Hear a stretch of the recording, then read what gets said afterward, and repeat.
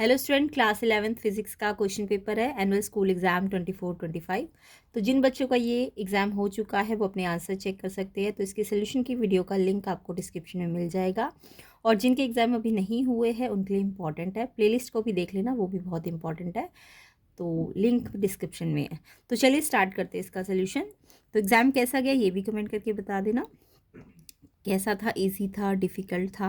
तो ये कुछ वैल्यूज़ आपको गिवन थी क्वेश्चन पेपर में ऑलरेडी, तो ये आपको याद नहीं करनी थी, डायरेक्ट दी होती है। नेक्स्ट देखो, तो इसमें खंड का हिंदी मीडियम में आप देख लो, इंग्लिश मिक्स हिंदी में हम क्वेश्चन को सॉल्व करेंगे। तो देखो फर्स्ट क्वेश्चन है the dimensional formula of universal gas constant. तो जो यूनिवर्सल गैस कांस्टेंट है उसका डायमेंशनल फॉर्मूला क्या होता है। तो आपको universal gas constant capital R पता है ना क्या होता है। तो इसको वैसे तो आंसर भी बताऊंगी, पहले मैं आपको इसका थोड़ा सा डिटेल बता देती हूँ कैसे आया, ताकि नेक्स्ट ईयर के बच्चों के लिए हेल्पफुल रह सके। तो देखो पीवी आपको पता है एनआरटी गैस होती है, ideal gas equation, PV equal to NRT, ये आइडियल गैस इक्वेशन है। तो यहाँ से अगर हम आर को यहीं पे रखते हैं तो एन अपॉन टी, एन और टी कहाँ चला जाएगा, अपॉन में चला जाएगा ना, इतना तो कैलकुलेशन पार्ट आता होगा आपको। तो आर को सेपरेट किया, एन टी को हमने इससे डिवाइड में ले गए, तो आर हो गया P V upon N T. अब आपको पता है प्रेशर का जो डायमेंशनल फॉर्मूला होता है ml-1 T-2, ये आपको बेसिक फॉर्मूले आने चाहिए डायमेंशनल। वॉल्यूम होता है L की क्यूब। तो यहाँ पे P प्रेशर की हमने डायमेंशनल फॉर्मूला लिखा, V का डायमेंशनल फॉर्मूला लिखा, N नंबर ऑफ मोल है, नंबर ऑफ मोल का कोई डायमेंशन नहीं होता, वो डायमेंशन लेस है। T टेम्परेचर की होती है K, वैसे तो थीटा भी लिख सकते थे बट यहाँ पे टेम्परेचर के लिए K यूज़ किया है इन्होंने, तो इसलिए हमने K लिख दिया है ना। तो उसके बाद अब इसको सॉल्व कर लीजिए। तो देखो m तो एक ही है, L3-1, तो 2 बचे ना, एक्सपोनेंट के रूल, T-2 एंड K ऊपर लाओगे तो -1। तो ये ml2 T-2 K-1 mole inverse R है ना, तो ये मोल इनवर्स में होता है इसके यूनिट।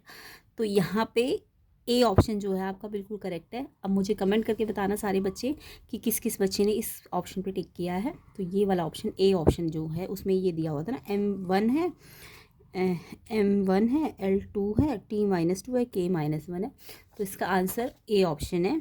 तो किस किस बच्चे का आंसर ठीक है, सारे बच्चे कमेंट कर देना। और जिनके एग्ज़ाम नहीं हुए उन्हें इसे तो अच्छी तरह से प्रैक्टिस करना ही है। साथ ही साथ प्लेलिस्ट सेक्शन में भी बहुत सारी वीडियो बनी हुई है फिज़िक्स की, मैथ्स की, तो उसको भी चेक कर लेना। तो मैथ्स की प्लेलिस्ट अलग बनी है, फिजिक्स की प्लेलिस्ट का लिंक मैं डिस्क्रिप्शन में डाल दूंगी। तो नेक्स्ट क्वेश्चन देखो, a ring of radius R and mass rotating in its own plane around its centre with angular velocity omega, its rotational kinetic energy आपको निकालनी है। तो यहाँ पे आपको पहले तो रोटेशनल काइनेटिक एनर्जी का फॉर्मूला आना चाहिए। अब देखो रोटेशनल है तो सारे डायमेंशनल को आप क्या करोगे, चेंज करोगे ना। जैसे आपको पता है काइनेटिक एनर्जी तो जस्ट हाफ mv² होती है ना। तो ये आपको लीनियर काइनेटिक एनर्जी तो पता है ना क्या होती है, हाफ mv²। अब आप इसकी एनालॉगी कर दो रोटेशनल के साथ, तो half as it is m के लिए क्या होता है I in moment of inertia, m के मास के लिए क्या होता है आई, और v के लिए क्या होता है ओमेगा। क्योंकि रोटेशनल की बात कर रहे हैं तो सारी एनालॉगी आपको चेंज करनी पड़ेगी, है ना। तो अब आई किसका लेना है आपको, आई यहाँ पे रिंग का लेना था, किसका लेना था, रिंग, और आर उसका रेडियस है, मास m है, और ओन प्लेन पे कर रही है, तो उसका मोमेंट ऑफ इनर्शिया जो होता है आई mr² होता है, याद रखना रिंग का mr² होता है। तो हाफ आई की जगह हमने रख दिया mr², और ये है ओमेगा²। तो हाफ mr² ओमेगा²। अब ये रोटेशनल काइनेटिक एनर्जी आई पे डिपेंड करती है, रिंग की अलग होगी, किसी और की अलग होगी, तो आई को आप ध्यान से रखना, ये रिंग के लिए ये है। तो सी ऑप्शन इसका आंसर है। किस किस बच्चे ने सी ऑप्शन पे टिक किया है उनका बिल्कुल ठीक है क्वेश्चन। तो हाफ mr² ओमेगा², सी ऑप्शन इसका आंसर है। तो आई होप आपको कंसेप्ट भी समझ आ रहे होंगे, एंड वीडियो को ज़्यादा से ज़्यादा शेयर भी कर देना।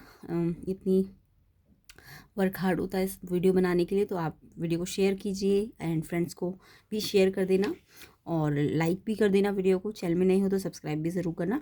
तो फोर्थ क्वेश्चन देखते हैं, when brakes are applied to a moving vehicle the distance it travels before stopping is called stopping distance. तो जब ब्रेक्स लगते हैं ना किसी मूविंग व्हीकल में, तो वो कुछ दूरी तक तो चलती है, एकदम से तो नहीं रुकती ना, कुछ डिस्टेंस चलती है वो, तो इसी को हम स्टॉपिंग डिस्टेंस कहते हैं। यानी जितनी डिस्टेंस के बाद, मतलब जब ब्रेक लगा उसके बाद जो उसने डिस्टेंस कवर किया उसको स्टॉपिंग डिस्टेंस कहते हैं।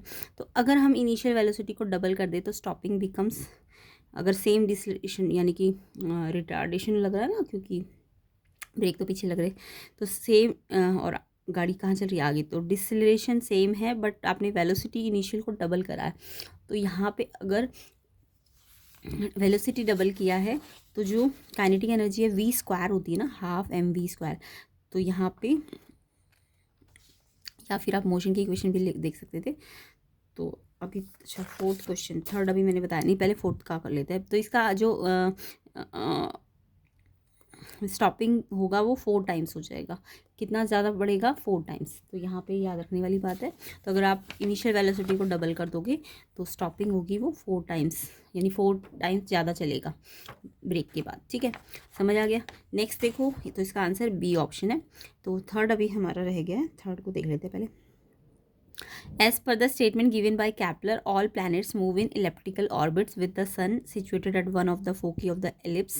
This statement is known as, तो आपने जितने भी कैपलर के लॉ है, 3 लॉ है ना कैपलर के, तो उसमें फर्स्ट स्टेटमेंट यही तो होती है, ऑल प्लैनेट इलेप्टिकल ऑर्बिट में मूव करता है एक फोकी सिचुएटेड, एक फोकी के अराउंड वो क्या करता है, मूव करता है इलेप्टिकल ऑर्बिट में। तो ये वाला जो लॉ है ना, ये लॉ ऑफ ऑर्बिट्स होता है। ये ऑप्शन इसका आंसर है। ये तो सिंपल सा क्वेश्चन है। तो आपको लॉ ऑफ एरिया भी पता है ना, वो सेकंड लॉ होता है, और लॉ ऑफ पीरियड आपका थर्ड लॉ होता है ना। तो ये आपकी फर्स्ट लॉ है, लॉ ऑफ ऑर्बिट। तो ये फर्स्ट लॉ के बारे में तो बात हो रही है कि अपने और फोकी ऑफ द एलिप्स पे ऑर्बिट करता है। देखो नाम से ही पता चला ऑर्बिट, तो ये लॉ ऑफ ऑर्बिट है। तो आई होप ये वाला आंसर तो सबने सही किया होगा। क्वेश्चन नंबर 3 का कौन सा वाला ऑप्शन है, A option, law of orbits. तो कैपलर्स के लॉ आपको आने चाहिए जिनके एग्ज़ाम नहीं हुए हैं, और नेक्स्ट ईयर के जो बच्चे हैं उनको अच्छी तरह से कैपलर के लॉ और उसके कुछ डेरिवेशंस या उसकी स्टेटमेंट्स आपको याद करनी है। तो नेक्स्ट देखो, नेक्स्ट है फोर्थ, मैंने आपको बता दिया। तो ये हिंदी मीडियम के क्वेश्चन है। तो देखिए नेक्स्ट आपका फोर्थ के बाद फिफ्थ आना चाहिए ना। अच्छा फिफ्थ देखिए, the relative viscosity of blood remains constant between. जो ब्लड की रिलेटिव विस्कोसिटी होती है वो कांस्टेंट कब रहती है, चेंज नहीं होती। कब नहीं होती चेंज, तो इसका आंसर है 0 degree Celsius and 37 degree Celsius पे जो ब्लड की रिलेटिव विस्कोसिटी है वो सेम रहती है। तो ये ए ऑप्शन इसका आंसर है। तो आई होप ये वाला आंसर तो सबने सही किया होगा। तो इसका आंसर आपका फिफ्थ का ए ऑप्शन है, 0 degree Celsius and 37 degree Celsius. Next देखिए, the given function of time, function of t sine square omega t. तो यहाँ पे function sine square omega t है। तो पहले आप इसका स्क्वायर हटाने के लिए इसे थोड़ा सिंप्लीफाई करो, एंड देन आपको इसका पीरियड और पूछा ये पीरियडिक है कि नॉन पीरियडिक है।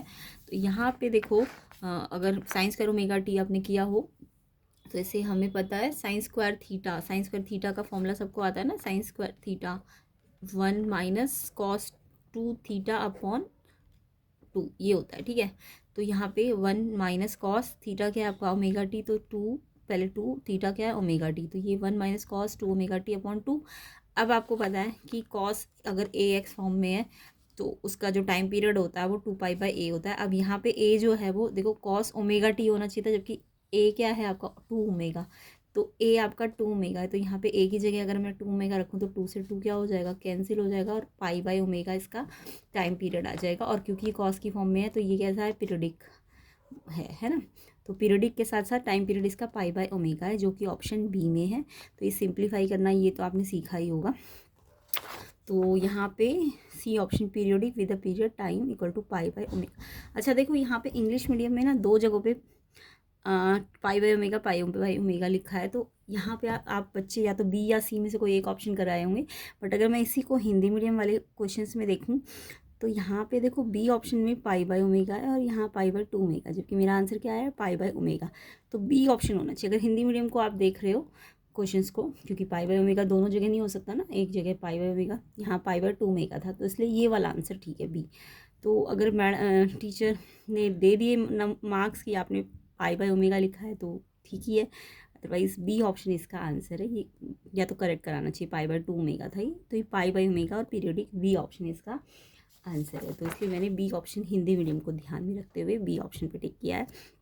तो आई होप सबको ये क्वेश्चन समझ आ गए होंगे, एंड बाकी के क्वेश्चंस को हम डिटेल सोल्यूशन इसका और बहुत ही कंसेप्ट के साथ नेक्स्ट वीडियो में सीखेंगे। तो फिलहाल ये क्वेश्चंस देख लीजिए, इनका नेक्स्ट पार्ट में आपको कंप्लीट सोल्यूशन मिलेगा। तो लिंक मैं डिस्क्रिप्शन में डालूंगी जो भी इसके सोल्यूशन की वीडियो बनेगी। तो ये क्वेश्चंस वेव से रिलेटेड, वेव की इक्वेशन दी है तो ये मैंने कराए हुए पहले भी। तो आपको इसका वेवलेंथ पूछा है वेव का, तो ये मैं नेक्स्ट में आपको डिटेल के साथ कराऊंगी। एक बर्ड की कोऑर्डिनेट दी है यहाँ से यहाँ, XYZ कोऑर्डिनेट, डिस्प्लेसमेंट पूछा है, ये भी आपको न्यूमेरिकल कराएंगे। तो ये आपको इसके लिए नेक्स्ट पार्ट का वेट करना है, जिसके लिए आपको वीडियो को ज़्यादा से ज़्यादा शेयर करना है। और वीडियो पसंद आई तो लाइक भी कर देना, और चैनल में नहीं हो तो सब्सक्राइब भी करना। फोर्स आपको गिवन था, मास भी दिया है, फोर्स आपको वेक्टर फॉर्म में दिया है।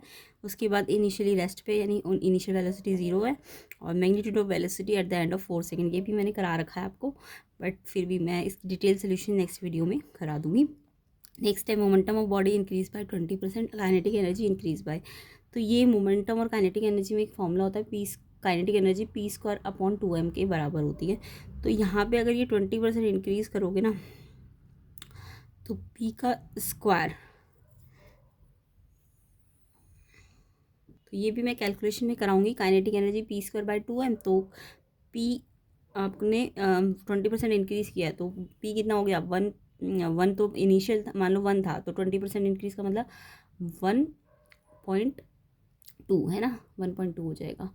और फिर आपको p स्क्वायर करना है, तो 1.2 का स्क्वायर 44, यानी 44% इसका आंसर आना चाहिए। तो इसका जब हम डिटेल सोल्यूशन करेंगे तो उसमें मैं आपको इसका बिल्कुल करेक्ट आंसर भी बता दूंगी। बाकी बी ऑप्शन इसका आंसर है, 1.2 का जब होल स्क्वायर करोगे और अपॉन में नीचे फॉर्मूला है ना, मास तो सेम ही है, परसेंट हटा दो तो 44% आएगा इसका आंसर। नेक्स्ट, तो डिटेल सोल्यूशन तो आपको मिल ही जाएंगे इसके नेक्स्ट पार्ट वाले वीडियो में। तो ये असर्शन रीज़न भी हम नेक्स्ट पार्ट में ही कवर करेंगे। ये न्यूमेरिकल है आपका। इसके बाद ये भी, pressure of A gas increase by 25% of constant temperature, the decrease in volume will be. ये भी मैं आपको नेक्स्ट क्लास में कराऊंगी न्यूमेरिकल डिटेल सोल्यूशन के साथ। आप मुझे इसका कमेंट करके आंसर बताना। बाकी मैं हिंट दे देती हूँ, प्रेशर जो होता है ना इन्वर्सली प्रोपोर्शनेट होता है वेलोसिटी के। तो अगर ये 25% बढ़ा तो ये कितना हो गया, 1.25 हो गया ना, तो 1.25 और उसका उल्टा कर देना 1.25, यानी 125/100, तो ये आ जाएगा आपका 125/100, यानी 5/4, और 4/5, 4/5 इंटू 100 कितना होता है आपका, 4/5 इंटू 100, 5 2 जा, ये 20% आएगा, इसको करके देखना। तो नेक्स्ट क्लास में मैं इसका डिटेल सोल्यूशन कराऊंगी। तो डी ऑप्शन इसका 20% आ जाएगा। तो 25% अगर आप प्रेशर को बढ़ाओगे तो वॉल्यूम जो है 20% डिक्रीज़ होगा। अब आप कहोगे कि इन्वर्सली है तो 25% बढ़ेगा, तो 25% ही घटना चाहिए, नहीं, इसको आप कैलकुलेशन करोगे ना, तो यहाँ पे ये 125/100 यानी 5/4 इस साइड है तो उस साइड जाएगा, तो 4/5, और उसको परसेंट में बदलो तो 20% आएगा। डी ऑप्शन इसका आंसर है करेक्ट। बाकी आप भी कमेंट करके बताना मुझे इसका आंसर। तो यहाँ पे ये असर्शन रीजंस है। बाकी सेक्शन बी भी हम नेक्स्ट पार्ट में ही कवर कर लेंगे, जिसके लिए आपको वीडियो को ज़्यादा से ज़्यादा शेयर करना है, लाइक करना है, एंड चैनल में नहीं हो तो सब्सक्राइब ज़रूर करना। प्लेलिस्ट सेक्शन को देखना ना भूलना, अगर जिनके एग्ज़ाम नहीं हुए या न्यू ईयर जो नए नेक्स्ट ईयर के बच्चे हैं उनके लिए प्लेलिस्ट सेक्शन को ज़रूर देख लेना। मैथ्स की, केमिस्ट्री की, सबकी प्लेलिस्ट बनी हुई है, उनको ज़रूर चेक कर लेना। आई होप आपको वीडियो अच्छा लगा, और जिनके एग्ज़ाम हुए उनका एग्ज़ाम बताना मुझे कितने क्वेश्चन अभी तक ठीक है आपके, एंड कमेंट करना सारे बच्चे कि किसका क्या आंसर लिख के आए हो आप। तो वीडियो को शेयर ज़रूर करना एंड लाइक कर देना, एंड चैनल में नहीं हो तो सब्सक्राइब ज़रूर करना।